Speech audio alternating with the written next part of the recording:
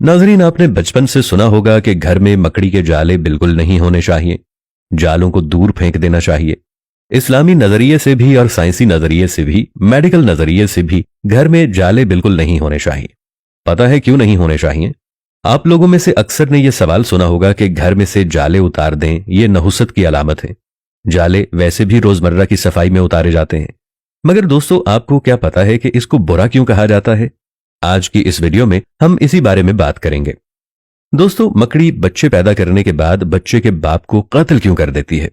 तहकीक के मुताबिक मादा मकड़ी बच्चे देने के बाद नर मकड़ी यानी बच्चों के बाप को कत्ल करके घर से बाहर फेंक देती है।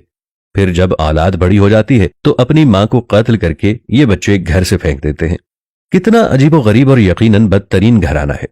ये सुनने के बाद आपके भी रोंगटे खड़े हो गए होंगे।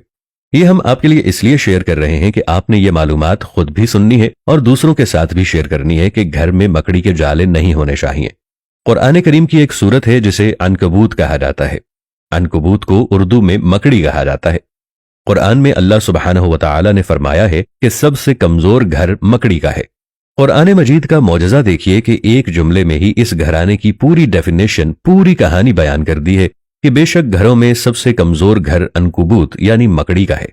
अगर ये इंसान इल्म रखते हैं तो इंसान मकड़ी के घर की जाहिरी कमजोरी को तो जानते थे, मगर इसके घर की मानवी कमजोरी यानी दुश्मनी और खाना जंगी से बेखबर थे। दोस्तों, याद रखें कि आज जदीद साइंस की वजह से इस कमजोरी से भी इंसान वाकिफ हो गया है।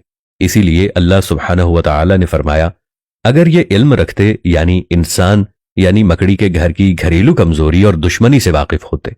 अल्लाह सुब्हानहू व तआला ने एक पूरी सूरत का नाम इस बुरी खुसूसियत वाले कीड़े के नाम रख दिया जिसका नाम मकड़ी है। हालांकि इस सूरह के शुरू से आखिर तक गुफ्तगू इस मकड़ी के बारे में नहीं है, बल्कि फितने के बारे में है। सूरत की इब्तदा यूं है कि क्या ये लोग ख्याल करते हैं कि वो इस पर छोड़े जाएंगे कि उन्होंने कहा कि हम ईमान ले आए और उनको आजमाया नहीं जाएगा। दोस्तों, याद रखें, मकड़ियों के घर की कमजोरियों से मुतालिक जो बात कुरान मजीद में 1400 साल पहले बयान की गई थी, जदीद साइंस और जदीद मेडिकल साइंस आज इसे तस्लीम करने पर मजबूर है। कुरान पाक अल्लाह सुब्हानहू व तआला का कलाम है। इसका एक एक हर्फ अपने अंदर मुकम्मल एक फलसफा छुपाए हुए है। बस जरूरत इस अम्र की है कि कुरान पाक को पढ़कर समझने की कोशिश करनी चाहिए। दोस्तों, ये बात आप लोगों के साथ शेयर करने का मकसद ये है कि मैं आपके सामने गुजारिश करना चाहता हूं कि अगर आपके घर, ड्राइंग रूम में, गेस्ट रूम में, किचन में या घर के किसी भी हिस्से में अगर मकड़ी के जाले हैं तो खुदारा इसे फेंक दीजिए। ये नहुसत की अलामत है।